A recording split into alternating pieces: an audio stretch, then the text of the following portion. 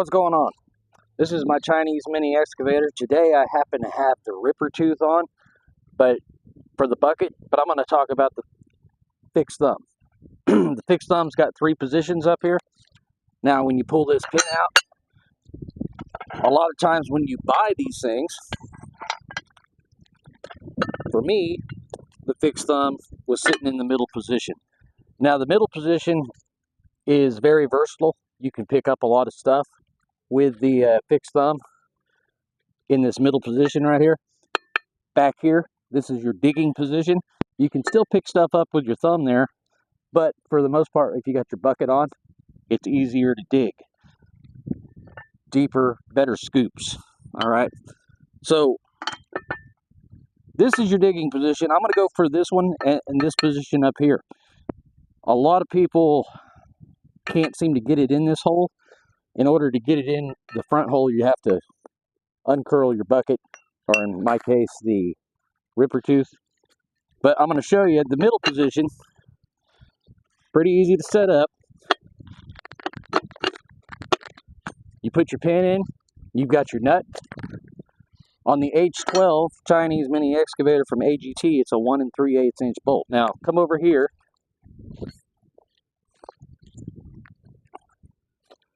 See, it's got this Teflon coating on it. If you're going to be adjusting your thumb multiple times during a job, I just get this thing on there. I snug it.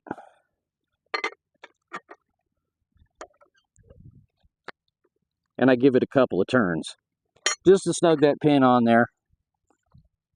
And then you can easily remove it multiple times during the day. That's the bad thing about a fixed thumb, is you might have to adjust this a lot. A hydraulic thumb, you control it from up there and you automatically come down. So this video is for those people that bought one with a fixed thumb on it, and a lot of us have these.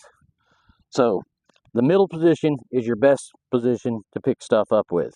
Now we're going to take this little stick right here, and I'm going to show you.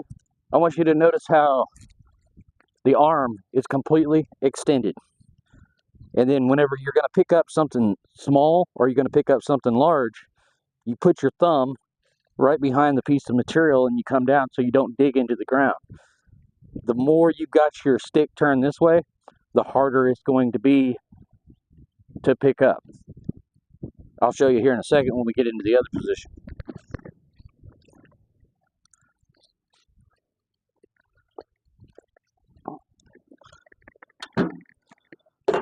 So mainly focus on the thumb and how I position it in front of that stick, and you'll see how I can pick it up pretty easy. But the arm is completely extended. So I've got my arm completely extended right now. It's really hard to pick up like this. See how the thumb is straight up? So when you're picking up in that middle position, you want to extend your arm completely out. Then you want to get up to what you're going to pick up. In this case, we're picking up just a small stick on the ground. And I'm going to put my thumb right behind that stick. So I'm going to get up there. I'm putting the thumb straight down. The arm is straight. Putting it right behind the stick. And then I'm going to curl. If I don't want to damage the ground, I'm going to check. You see how the thumb is coming down? Or the ripper tooth is coming down there? And then I'm going to go down a little bit and curl my bucket in. You might have to go into the ground just a little bit.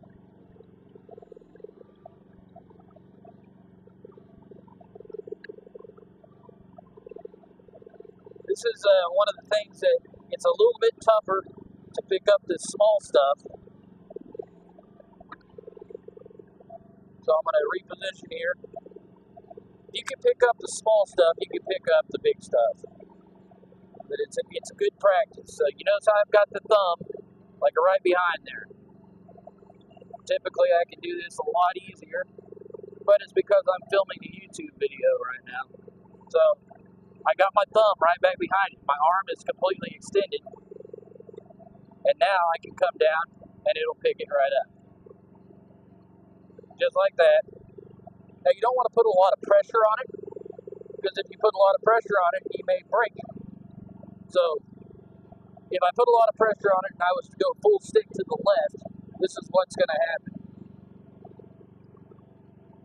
So go ahead and film that down there. If I go full stick to the left, I could possibly break the material. But we're not going to do it with that stick. But you could break something. So you just give it enough pressure so that you can put it on there. All right. So now I'm going to lift up again. And that's how you pick up stuff. Now, if you want to pick up something big, like a big chunk of a lot of brush at one time, you can come right up over the top of it, just grab yourself a big handful, curl your bucket, and you've got yourself a lot of brush coming up. That's a hell of a lot more than I can lift by hand. I'll put that into this fire pit over here a little deeper.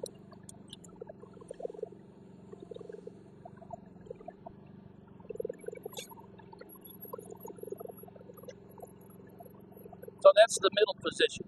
Now I'm going to show you, so about 250 pounds. 250 pounds is what you can lift in that position comfortably. Now let me show you how you can lift 500-pound logs. You go ahead and show. So I'm going to approach this little piece of pipe that I forgot to bring to the scrapyard. I'm going to show you again. So my arm needs to be completely extended in that middle position with the thumb. And then I'm going to bring the boom down. And I'm going to put the thumb almost touching it on the back side. Almost touching this pipe. You might not even be able to see that pipe in the ground. Then I'm going to curl my bucket. Or curl my ripper tooth. It's going to come into the ground just a little bit. I'm going to put some down pressure on it. And you see I missed it. So when you're picking up something on the ground, you're going to have to kind of dig in a little bit. Pick up some small stuff. I'm digging in just a little bit. If you have a bucket on, it's a little easier than with the ripper tooth. But now I've got it, and I'm going to pick it up. If you can learn to pick up small stuff like this, you can pretty much, and this is something you can easily move around with hand. It's kind of a finesse deal. I practice, but it's just a little pipe in the ground. The other thing that you can do, just drop that. But in the middle position, you can actually use your bucket and you can dig. Like I want to dig into the ground here with the ripper tooth just a little bit.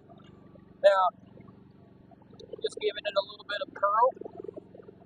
If you want to have a little bit more stability, you're going to put down your blade on your excavator there. That's going to give you a lot more stability. But you can still dig into the ground just like that with a ripper tooth. And that's how you break apart the roots and stuff. But now I'm going to switch the thumb position. I'm going to switch the thumb position. Let me start this back up again.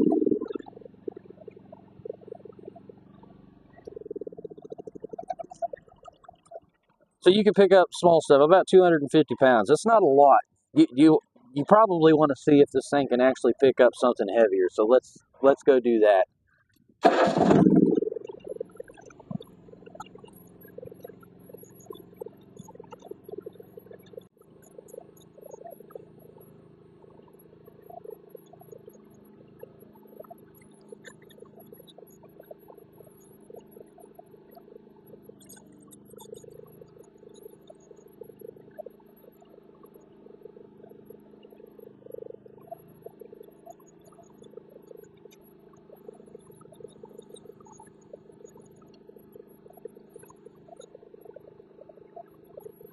So I've got a pretty good sized log here. This thing probably weighs about 200 pounds. We can tell just a little bit as to what we're going to do.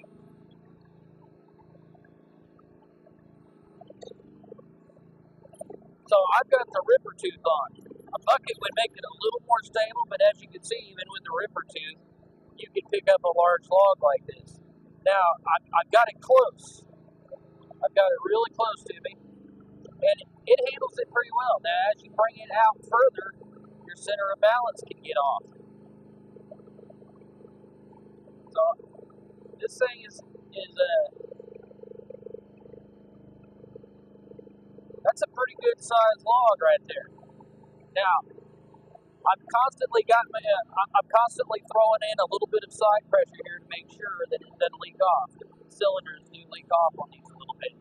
You don't ever want to have anybody sitting out around that or sawing wood, and it's just dangerous, because if someone's sitting there and the pressure leaks off and it does something like this, well, you're going to hurt somebody. So you don't want to be doing that. Also, when you got a large log like this and you're going to move sideways, keep it as low to the ground as possible, because if you tilt, you'll only tilt, about 3 or 4 inches. Now on forward, this is your most stable area to haul. The blade's up in front, and you can pull the most weight this way. When you take the blade off, this log must not weigh that much because I'm not tilting any. But your second most efficient or way to hold your load is about at this angle right here to your blade. The most dangerous way to hold a load, and I want to bring this in a little bit closer. The most dangerous way to hold a load is like this. This is how people flip over in these things, especially if they go out far. Now notice I'm keeping it low to the ground here for demonstration purposes. I don't know if this log's going to be big enough to flip me or not, but I'm keeping it very low to the ground. I feel that the back end is getting a little bit lighter.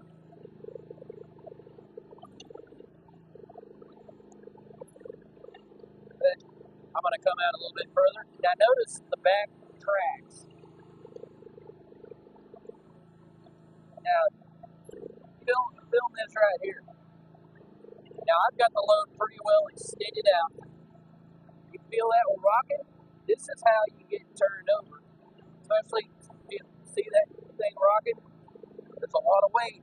It's all the way out. That's the reason why you always want to make sure that your load is low to the ground and keep it in front of you. If you've got to load this way, this is about the maximum thing you want to do. Maximum weight. The safest way to travel always is low to the ground. Keeping your load low to the ground like that. Because even if I'm out here and I'm sideways and this thing decides to flip over, if it's way up in the air, I'm going to flip. If it's down low to the ground and I'm moving with it, I'm only going to go sideways about 3 or 4 inches, and you're not going to kill yourself. But this is the thumb operation in the middle position. So you can dig with it, you can lift pretty good loads. In the front, I can actually extend it out. And I'm always keeping it low to the ground. I'm not trying to show off or anything like that. This may look like a little toy. Now I'm going to pull forward. It may look like a toy, but it can kill you easy. Especially these, they don't have the safety features that a lot of the American-made machines have. So I'm going to keep myself, but I'm going to rock forward. I want you to watch the back end of the tracks here. I'm just going to rock forward with this load. You see how the back end is coming up off the ground? If I make sudden movements with the boom, with a load extended, I can actually make it unstable and come up off the ground. So you always want to make sure your movements are slow and steady. But I'm going to do a fast movement just to show you how the ass end will come off the ground. Don't do this. Now, if you're going down a hill, you're going to flip, especially if you got that load up all the way up in the air. So, now I'm going to bring this load up close to me. Notice how I'm bringing the load up close. And I'm doing the same movement, but I'm a lot more stable. Up close and low to the ground. You move this log anywhere you want. If I wanted to put it up here on top of the brush pile, what I'm going to do is I'm going to put my blade down to stabilize myself. And then I'm going to do a slow, steady movement get the log up in the air, and I can drop it from right there, but ideally, set it down on the ground so you're not putting a bunch of shock load. Uncurl your bucket, and then back away from it. Alright?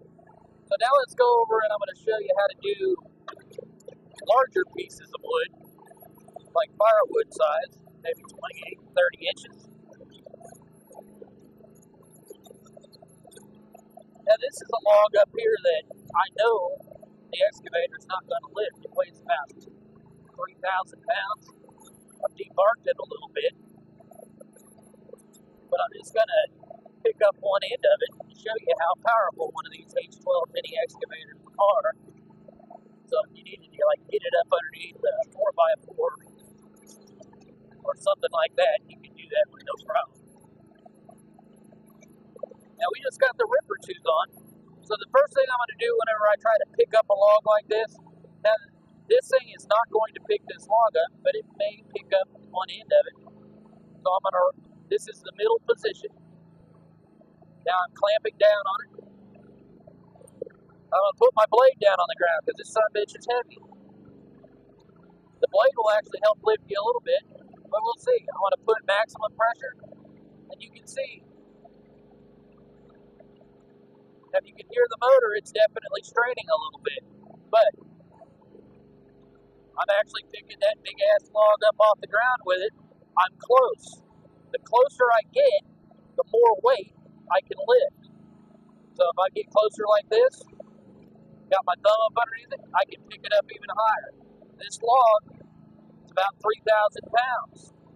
This excavator is rated for 500.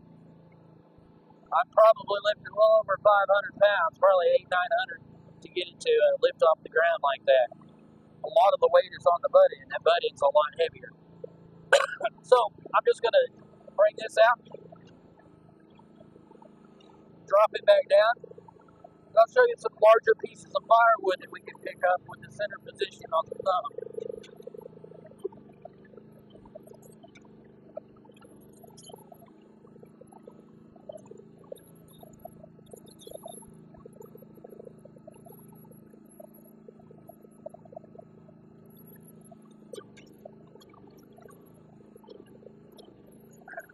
So here's a large piece of firewood.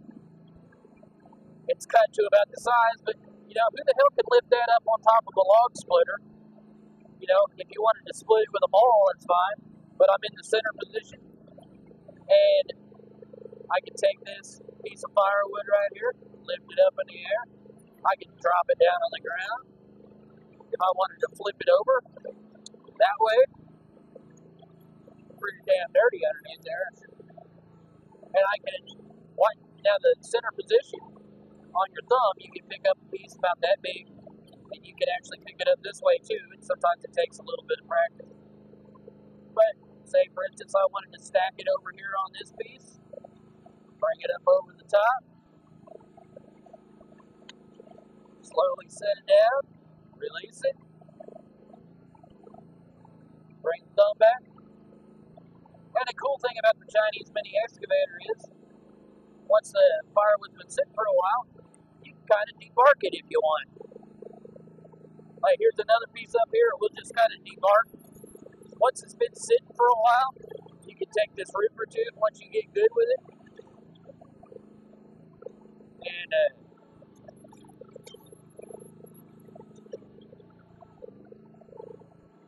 you can take this ripper tooth if you want, just kind of rake it on the side of your wood, and you can just debark it. These are tiny movements, but once your wood's been seasoned for a few months and it was dead when you cut it down, this is a pretty easy process. So I'll set this down. I can probably drop it and the bark would break, but I'm going to come this way and just rip that piece of bark off there. Well, rip it off just like this.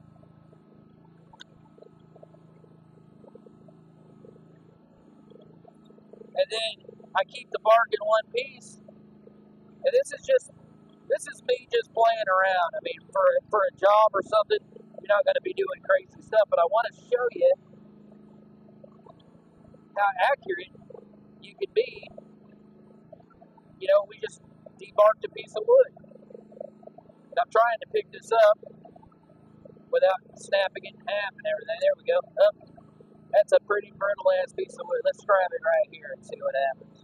Might need to go forward just a little bit. There we go. I got myself my little bark sheet there. And I'm going to put that right in front of my baby. There we go. Just ease her on down right there. Now, if I wanted to destroy that piece of bark and split it in half, I'd go full pressure with this thing like this. And it's gone, just like that, see? So, now I'm going to come over and show you what else the thumb can do.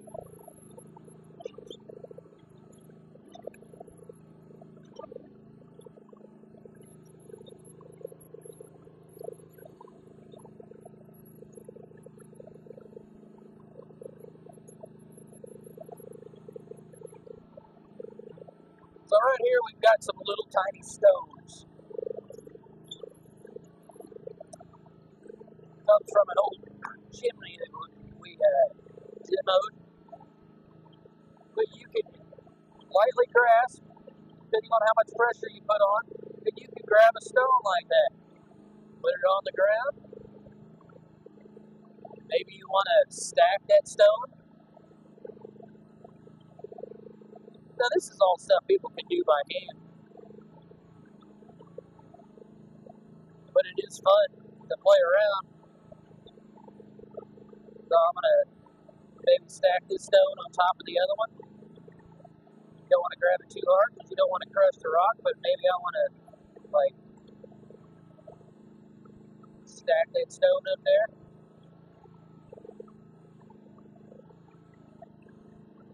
Oh, well, I messed that all up. Let's try this again. We'll try to roll that stone up. Actually, I'll just grab it like that.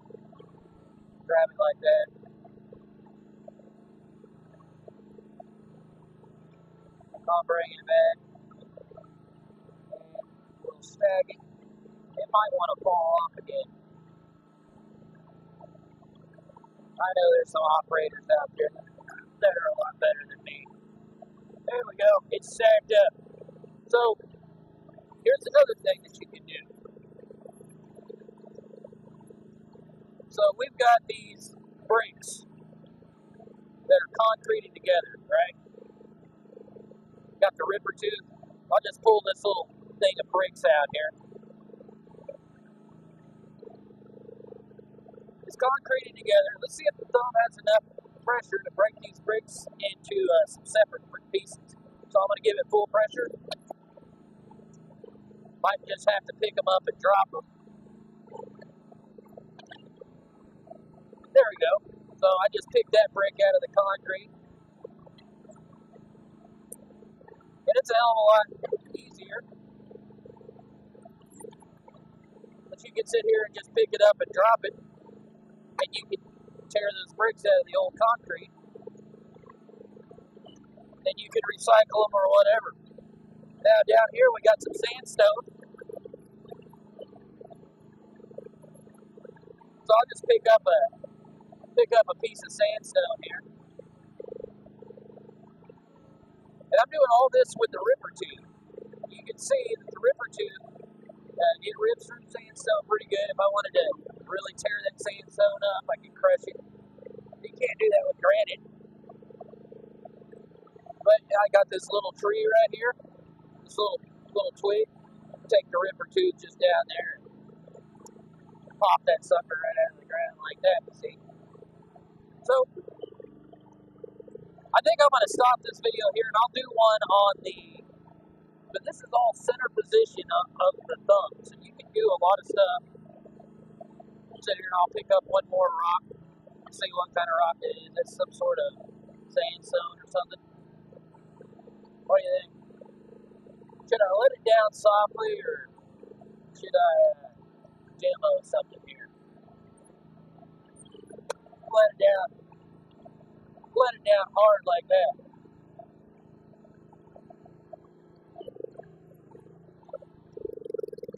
And that, ladies and gentlemen, is a demo of the thumb in the middle position. You can do a lot of stuff with that. If you put it up in the front position, you can lift heavier weight and you can lift it up closer. I'll do that real quick. I said I wasn't because this video is getting long, but some people like to watch this stuff. Now I might be spinning on both sides. So I put this thumb in here loose. You remember what I said? To watch out for this arm falling down. So we gotta watch the arm from falling down when we pull the pin out. Handy dandy hammer. Just a couple of light taps. Maybe 3 light taps because 2 of them missed. And now I've got to uncurl that bucket. So let's uncurl it.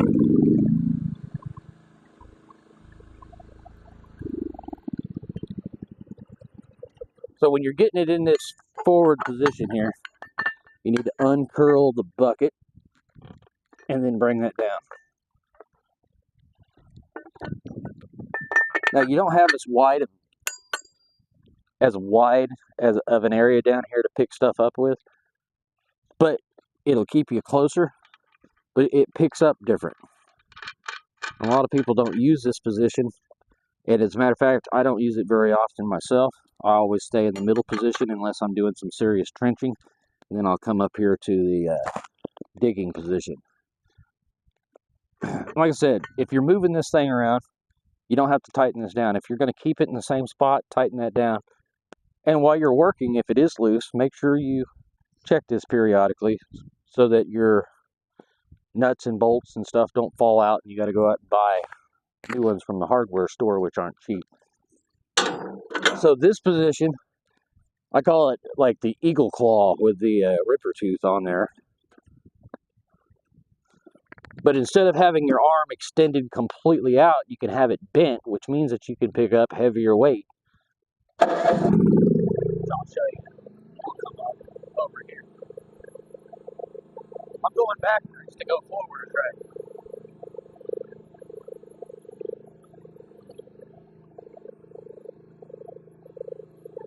So I can pick up heavier weight. But the thing is, you don't have. So last time I was picking up, I was extended all the way out like that. So now you can see when I come down, it's not really in the ideal position. So you still want to make sure when you put your thumb in on something like this,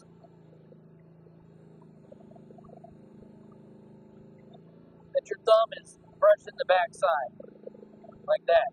This wood is almost too big, so you don't have as wide of an opening. But you can go sideways with it here, and we can pick this up.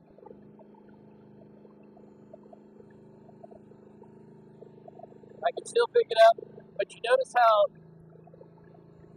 the arm is bent. It means that I can pick up more weight. And I'm going to stack this piece of wood on this one.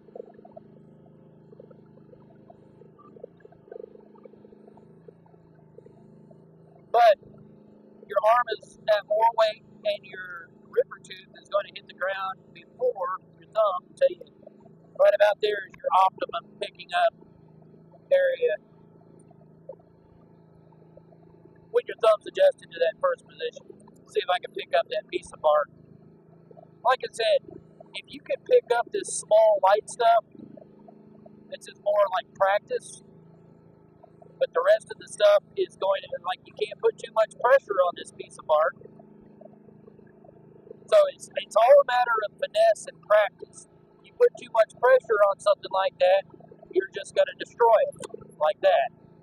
So it's all a matter on just getting out and practicing on the machine, learning how to do 2 or 3 things. I always say it's like patting your head, rubbing your stomach, chewing gum, flying an airplane at the same time. A Cessna 150, that's all I've ever flown. Anyway, I'm going to go park this. My wife's about to freeze to death because she's out here in her sweats, her jacket. She's looking at me like I'm ready to go inside and read. So we're going to get on over here. Well, I appreciate you being with Adventures with Mike. And like I said, this is the H12 Chinese mini excavator, a little bit more detailed work in working with a fixed thumb and picking stuff up. I hope it helped you out and have fun on it. That's what life's about. Have fun. I really enjoy this machine. I know that there's several different models, but I like this one, and it's because it's the one that I bought. I'd probably enjoy any of them that I got on. The first time you don't have to pick up a 400-pound piece or winch something or load 1,800 pounds of brush by hand. You'll be glad you bought one too, no matter the model. Anyway, everybody have yourself a good day, and I appreciate you hanging on till the end of this video. And if you like what you've seen, I'll do more videos like this. I do a bunch of crazy stuff too. But do what you need to do. Have a good day, everybody. See you later.